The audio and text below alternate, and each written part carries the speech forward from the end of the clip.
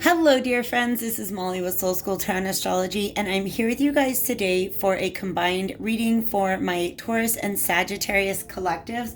This is a love reading for the first part of November. I'll have, of course, another round of these coming out later in the month.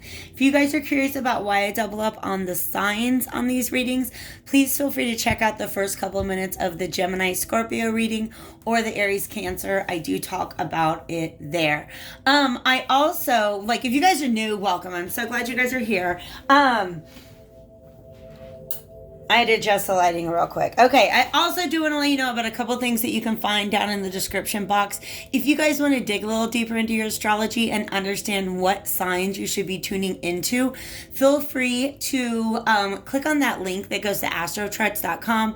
You can bring up your own natal chart and kind of start to explore that a little bit more. If you guys want a personal reading for astrology or tarot, information can be found at soulschooltarotastrology.com. And then finally, there is a link to the extended version of this reading down in the description below. So if this feels like a reading for you, definitely check it out. Spirit has a lot to say. I usually try to start with just enough cards on the table to give me a really good idea of the energy. And I got like my overarching energy, my oracle cards, very clear to me. I'm going to talk about what that's saying. And then this deck, the Lover's Path Tarot, oh my gosh, it would not stop spitting out cards. So we definitely have a lot to cover today. I'd like to go ahead and finish up with another oracle deck once we get through this. And then, like I said, we'll take it over to the extended. Spirit has come in strong for this message. Like, I already know what decks they want me to use in the extended. It's just a really, really important message, and it's a bit of a warning coming through. So let me get into this, you guys. This is about a union, a partnership that may or may not currently be in separation. They might be together, they might not be together, okay? If they're in separation right now, this is a pretty significant relationship in the past. And what's going on right now is that there is a lot of opportunity. There is a tremendous opportunity for healing that is approaching this pairing. You can see they're kind of looking each in the opposite directions. I'll bring those cards up to you closer. I got to get a sip of water real quick. All right, so the first card that came out for this reading from the True Love reading cards is the Silver Waterfall. In the guidebook, there's actually this really beautiful kind of guided visualization that you can do in which you imagine yourself stepping through this beautiful silver sparkly waterfall, and what it does is it cleanses you of any negativity, any toxicity, anything that you are ready to leave behind in the past as you step into a new and beautiful world. All right, there is a definite Garden of Eden vibe that I'm getting for some reason, which means that I feel like this is something that both of these people on a very core level have been trying to manifest for a very long time. A joint experience of stepping through the silver waterfall, through conflict, through separation, through division, through illusions, miscommunications, and misunderstandings, onto something that's on the other side. But the reason why this has been brought about, Spirit is letting me know, is because both people's higher selves want this. In fact, there's a little bit of a disconnect between what's going on in the 5D with this couple and what's going on in the 3D. And so what I mean by that is 3D is like your day-to-day stuff. Like if you are not in contact with this person at all, right? That's the 3D reality. But in the 5D, it's almost like you guys are meeting up in your dreams, or each of you individually in your dreams, in your dream state, in your higher state, is attending to the healing that needs to be done individually in order to heal the rift in this connection. The swan also represents to me a soulmate connection. The nudity to me represents vulnerability. Definitely been some transformation going on. And anytime I see two birds together, especially these two, I don't know if they're macaws or toucans. I don't want to misname them. But whether or not this is a scientific fact about these birds, Spirit is telling me that they mate for life. Okay, so this is about stepping through this silver waterfall into a soulmate connection that already exists. But the way it exists on the spiritual plane is very, very different than the way that it exists on the physical plane. So here's the opportunity available on the physical plane, but we got to get these two people together. All right, so these are the two energies, because as soon as that came out, typically it's just about self-healing, but as soon as that came out, I knew it was about two different people. So I have a couple different decks that I use to pull on archetypes, and I really like this magical menagerie. I could not imagine two more different energies to come out to represent these two people. You see that they are facing in different directions. To me, that means that they have different priorities. This is nothing against the dragon or the owl, but the dragon is looking for, I don't want to say immediate results, but yeah, the dragon wants to take an action that's going to pay off quickly, but one that can be sustained. All right. The owl, however, this owl is very, very introspective. This owl wants to know how things are going to work out in the long term. And this owl is trying to use their intuition to determine that. So I'm going to go to the entries in the book and just see what else wants to come out. The dragon is, of course, associated with fire and air, so action and thought. I will say that the book actually refers to this. The symbol of the dragon has a different significance depending on the culture that it appears in. Generally speaking, and generally is not the best way to speak about culture, so I'm just going to acknowledge that. Generally speaking, in Western cultures, actually I'm going to start with East. In the East, dragon represents knowledge, wisdom, right? Like this, it's a good omen. And it's just about a higher wisdom, okay? Very magical creatures. Whereas in the West, the dragon often represents the ego and destruction, okay? And the destruction of the ego. The whole myth of the dragon slaying hero is really the myth about mankind, not just masculine energies, slaying their own ego. And they're always, Spirit is here with me. The dragons are always guarding something. They're always guarding like some sort of hoard of gold, of treasure. But in my mind, growing up reading those myths, and when I was in school reading those myths, I always felt like it was something more, some sort of magical treasure. So this is almost a conflation of the hero and the dragon, all right? So this hero knows the treasure that it's going after, but it's bringing the dragon along with him. To me, like I said, dragon is representing maybe a little bit of ego, and the vibe that I'm getting right now is that is just the skin that this person is most comfortable in. They're not comfortable in a state of vulnerability and nudity.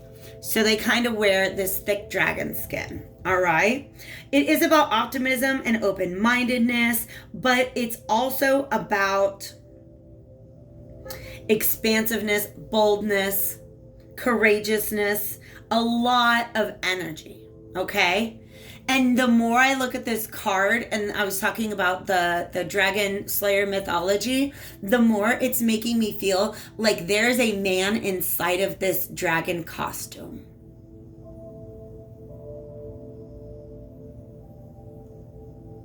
That this is the facade that he's wearing. Because again, this is the most comfortable way for this person to present themselves to the world. They don't want to present themselves as vulnerable.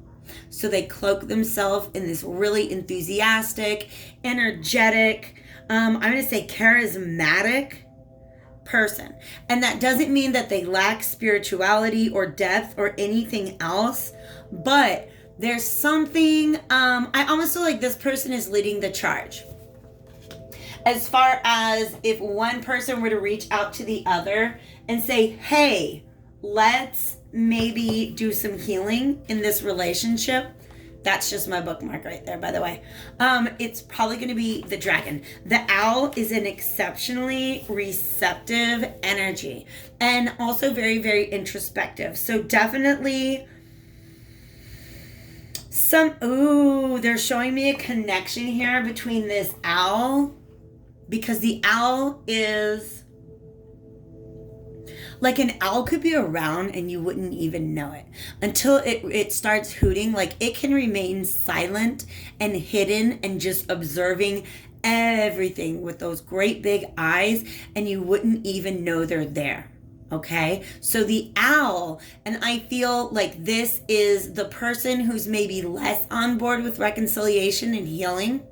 It feels like this person is maybe not speaking all of their concerns. Okay, I feel like this person is not coming with their fully vulnerable self. And that's being mirrored in this person. Does that make sense? All right, let's see what else the book has to say about the owl. Yeah, this is somebody who has the ability to see the invisible and has a lot of insight. This person's like, hey, wouldn't it be fun? And this person's like, okay, but where's that going to leave me 5 years from now? That's just the way that each of these people is looking at this in a different way. All right? So it's interesting because the dragon can be seen as good luck and the owl can be seen as bad luck. And I don't think that that's necessarily the vibe that's coming across, but there's a warning for both sides. All right? So regardless of, relationship roles are always reversed, okay? Masculine and feminine are energies and not body parts. But if I were to guess, I would call the dragon, the dragon's in a very masculine role. He is the asserter, the one who's going after it. Whereas the owl, I'm seeing more as the feminine, who's a little more, like, their role is receptivity or deciding not to be receptive to something. So I got to get one more drink of water, and we're going to talk about how this silence, this refusal to really talk about what's under the surface, has been an issue for this couple, for this partnership, for a very long time.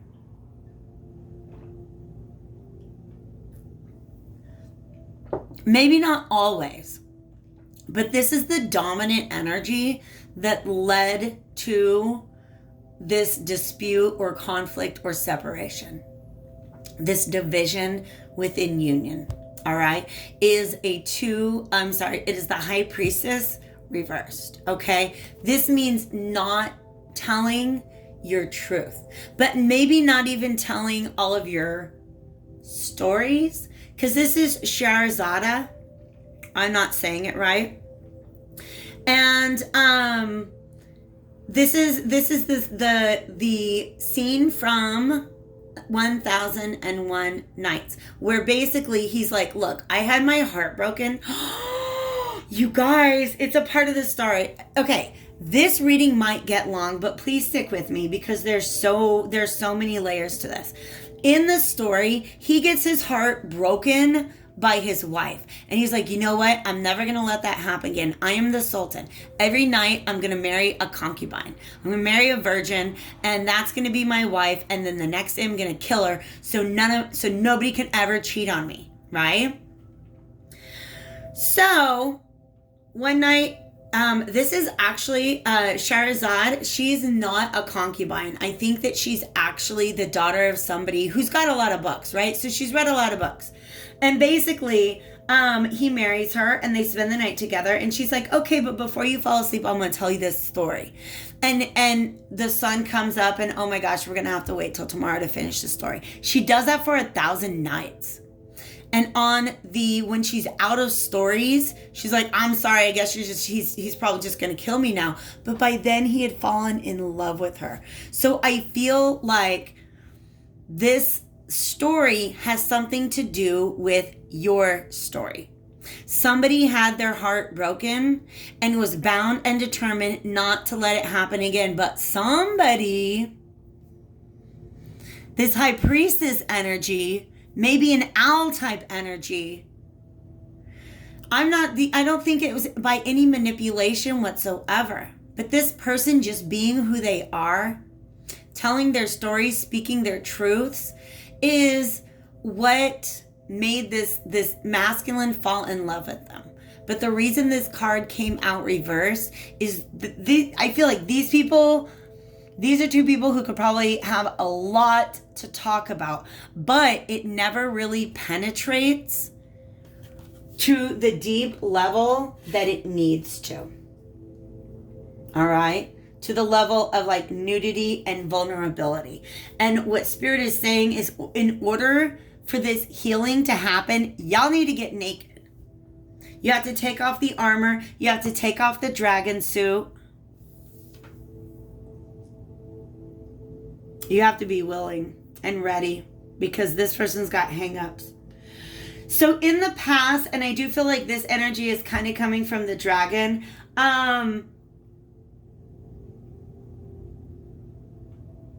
okay, this is coming from the dragon.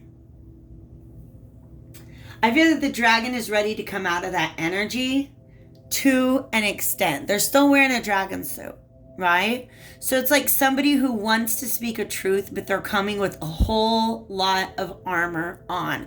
And I think that's why the owl is maybe a little suspicious of them. Okay? Because that's what's going on. This person says, you know what? Dragon says, you know what? I'm tired of it. I'm tired of worrying about it. I'm tired of losing sleep at night, overthinking this situation. This is these Ace of Staves. That's the energy of the dragon. Wanting to move forward really pretty rapidly, passionately, boldly. Okay? Just like, you know what? Let's just stop. Don't think. Just act. Let's go. All right? Of course, there's a lot of thought behind it, because of the fact that he is ruled by fire and air. Okay? I feel like there's also this story in the past. I feel like this is the story maybe of this couple in the past. And now Spirit is letting me know that this was kind of a part of the divine plan. That there was some sort of, how do I say? When these two people together, it may or may not have been a locked down, committed relationship, but it felt like it had that potential. Okay? However, there is something about it that was very conventional. Like it adhered to an older model. It just feels very rigid, okay? Like there's a lot of rules, or maybe just a lot of restrictions going on. One or both of these people may have had obligations to other responsibilities. Like Julia is kind of responsible. Actually, she's supposed to marry Paris. So this is Romeo and Juliet. So that's one of the things that gets in their way, right? This person, Romeo, of course, he's got like loyalty to his people on his mind. So basically, it felt like a good connection, but these gates never closed. It never fully came together. All right? I feel like this is also pointing to this being some sort of soul contract, that the way that the past has gone, and if you're the owl, this might help you. The way that the past has gone is the way that it had to go. That's all I can say. Okay? So somebody had to reconsider going forward solo on their own. Okay? For some people, this is somebody who is in a long-term commitment for a really long time, and something that was very restricting to them, and what they needed was a new beginning in which they were able to find their own footing, stand on their own 2 feet. Okay? So that's a past energy. All right? Now, as an overarching energy, like I said before, this is a little bit of, this is ultimately what is available on the other side of this silver waterfall. Long-term commitment, but happy long-term commitment. It's almost as if spirit guides had come in and said, Juliet, no. Juliet, no. Let's go do something else, right? Like a divine detour. Like a spirit had stepped in to this whole situation with Romeo and Juliet, maybe led them each on a divine detour that would help to mature them, and then brought them back together. Shakespeare wouldn't have even written about it. I know that was not proper grammar. You know what I mean? It wouldn't be the same story. It wouldn't be the tragedy that it became. So I feel like these are 2 people, these 2 star-crossed lovers. And Spirit said, you know what? Instead of a double suicide, let's lead them both off on their own paths where they will find the truth that they need individually before they can come back together for this really, really stable, beautiful connection. Okay? But what's going on right now, there's sort of an as above, so below energy trickling down. These people, like I said, I just feel like they might actually be dreaming, like meeting up in dream space. So if you're separated from somebody but having dreams about them, maybe dreams where you guys are holding or something like that, like holding each other or hugging or kissing, understand that that is evidence of your energetic connection. Okay? So 1111, twin flame kind of energy coming from this 4 of staves. But this is also celebration. This is union. This is being together. But it's only in dream space. There's something blocking it from manifesting in the physical world. Okay? And it has to do with this owl. All right? This owl, let me look at these cards.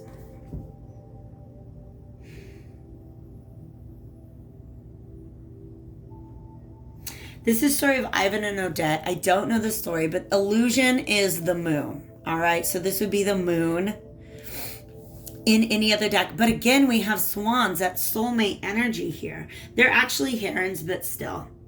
Soulmate energy.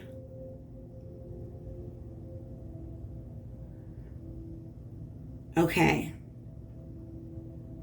And this person is definitely the owl, because you see how she's kind of like halfway between human and bird. Do you see that? For some of you, the feminine energy, like when you guys meet up in dreamland, the feminine energy is fully conscious of that. We've got sacred women over here. Okay? I'm going to be real. Some of you guys might be having, yep, here we go. Might be having sex dreams. And that's okay. It's healing. You might be having sex dreams about an ex. That might be what has this dragon so excited to come back in.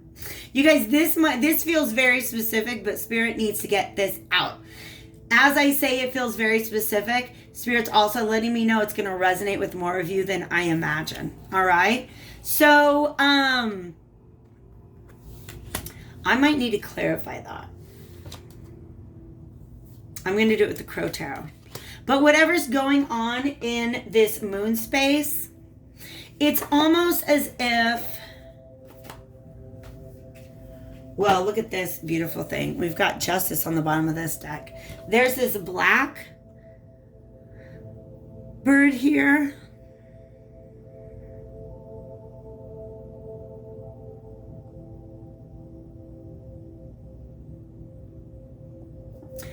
Now, the more I look at it, the more it's giving me this masculine, feminine polarity type energy. Okay? Which means that there are times when this owl shifts into a masculine role. And that maybe when they're in the dreamland, this dragon is actually more of a feminine, receptive role. But for some reason, it's stuck in the dream world. There is a lot of stress represented by this 10 of arrows, and it came out with this ace of coins, which means something that, once again, is not manifesting in the physical world. Something about this owl is very, very, very concerned, and this is actually a very important message. This owl is concerned with the way that this dragon is approaching her. What are you? Yeah. She's worried about her future. She doesn't want to here's the thing. I feel like this owl does not desire just being swept off of their feet. They want to know what is coming in the future, right? And they're a very insightful, intuitive person.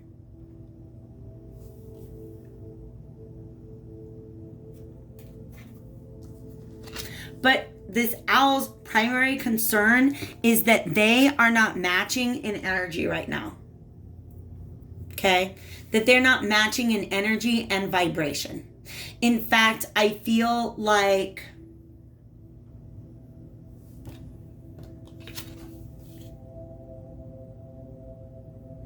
with this sacred woman, again,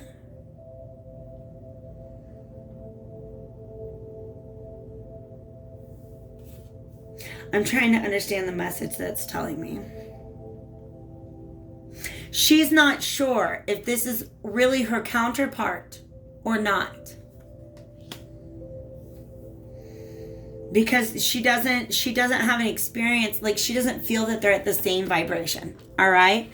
In fact, the Prince of Staves reverse and the Magician reverse means that the fact that he's coming in so fast is what makes her doubt his intentions. I feel like this person can see into the future, but they can't see, like, Spirit's saying that they're very far-sighted. They can't see the next few steps in front of them. And that's why they're doubting. They just don't like the fact that this dragon is rushing in. But also, fun fact, this High Priestess, Owl, Sacred Woman energy sees right through this dragon costume. That is what this person doesn't trust. It feels like an illusion. It feels like somebody's, like it's an illusion that somebody's riding in, coming in fast, casting a spell, like snake oil salesman was the image that I just got. Okay? So the warning here is that I think that right now, this feminine, she might have two potential relationships to consider because of the way that the Four of Cups is divided. But it may not even be like another potential partner that she's got in mind. It may just be, do I want to be in this type of a relationship that's just all passionate and then burns up and out? Or do I want to be in something where I am sure of what is coming in the future? And what Spirit is letting me know right now is she's not fully sitting in her High Priestess energy. There's only one column right here.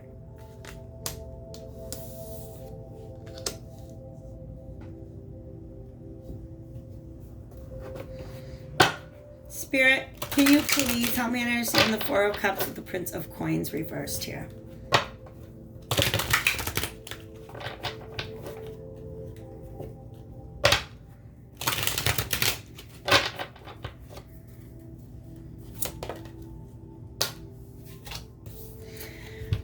There are certain things in the past that she's just not over yet. That she's just not over.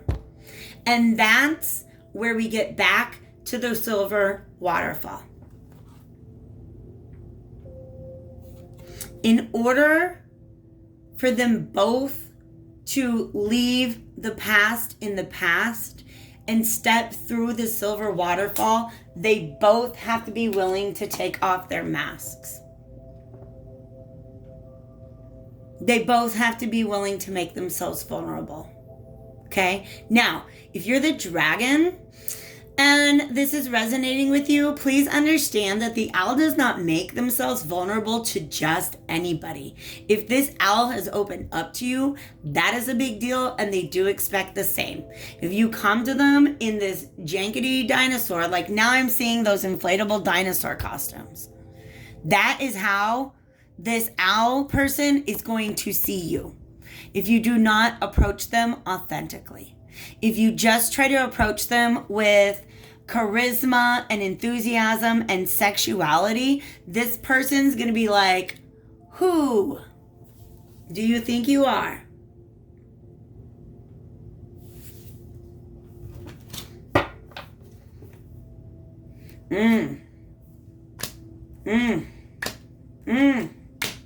In order for this to work, the masculine needs to show that they're done hiding themselves and hiding their truths.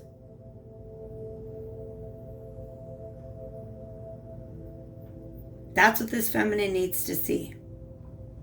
And there is a little bit of, how do I say this? The high priestess does not disregard her emotions. Do you know what I mean? So she's only leaning on in this image. This high priestess is only looking at things rationally and logically.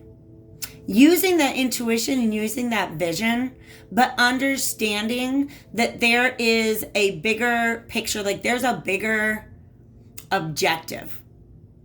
It's not just about like what happens in bed. It's about how long can these two cups really stand, and whether or not this person is really in alignment. And the primary difference is this person is willing in very rare situations to make themselves vulnerable in order to step through the silver waterfall and do the healing that's needed. This dragon is not there yet, and she knows.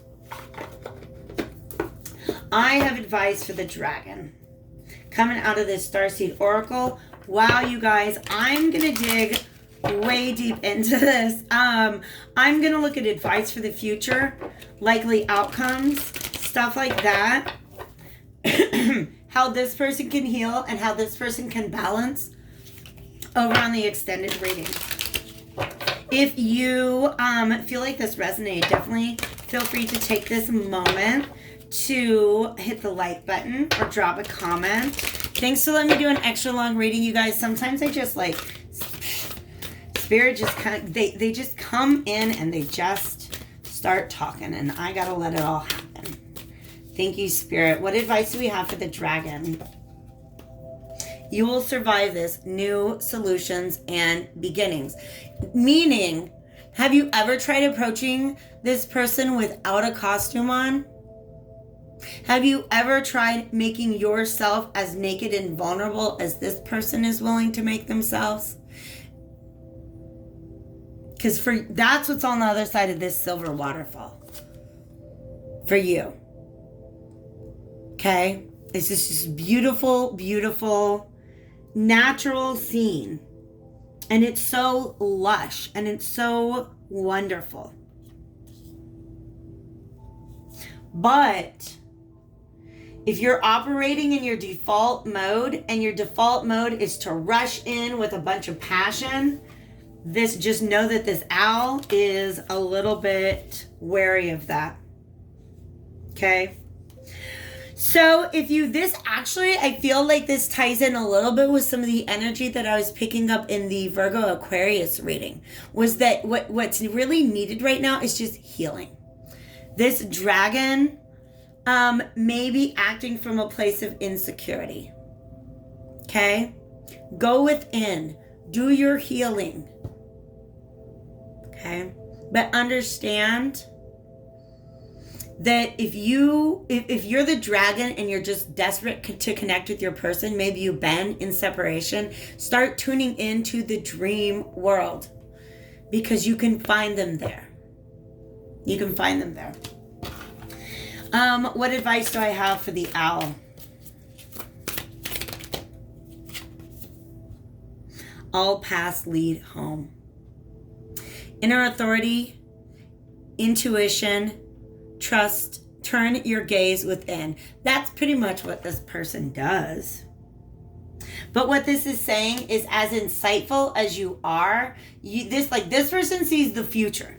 Okay? This person can see like 3 miles in the dark, but they're not necessarily looking at what is really causing this blockage at this point in time. What's really blocking them from being receptive to this energy. Okay? Like, you really tune in and listen to what your vibration is telling you. Because you're both being called towards one another. Wait, it's not time yet. Things are being woven. So if you're feeling like there's a lot of anxiety right now, understand. Yeah. Wait. Don't have anxiety. Wait, that's what this is saying here. It's just double confirmation. Things are being woven. Okay? So if this person does approach you, or if you have a sense that they're trying to approach you, and they just come with all of this passion and everything, understand that there's transformation taking place still. I need just one more, please, and then we gotta wrap this up. It's not yet time. I remember. Ooh. All right. If you're this owl and you're this owl. Listen, you guys. See how both these people look like they're in their pajamas? I really feel like this owl is somebody who perhaps receives messages in dream time. If you do a lot of dream work, I do a lot of dream work. I feel like I want to call them like a dream walker, somebody who can set an intention and then in their sleep, there's certain things that they can heal or understand.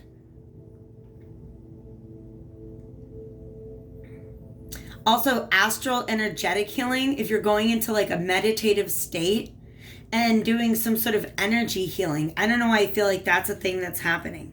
All right.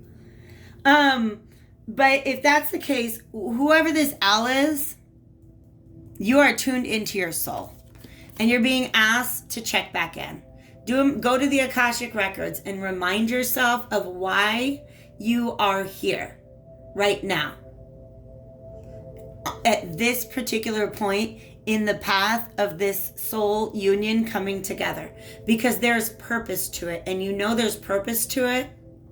But I feel like this is some ego related stuff, to be perfectly honest. All right. Past life regression, Akashic records meditation, stuff like that. If that's way over your head, just do a meditation about what's truly important to you. Tap into unconditional love for yourself and for the other person. And I think that that's going to give you a perspective that's really, really, really going to help you out. All right, guys. Woo, I need to go ahead and cut this off and finish it up over on Vimeo. So please join me there if you like. If this resonated with you, definitely leave me a message, because what a story. I'm rooting for both of you. I am rooting for this connection, and Spirit's coming through to say that they are too. All right, good luck, guys. I'll see you later.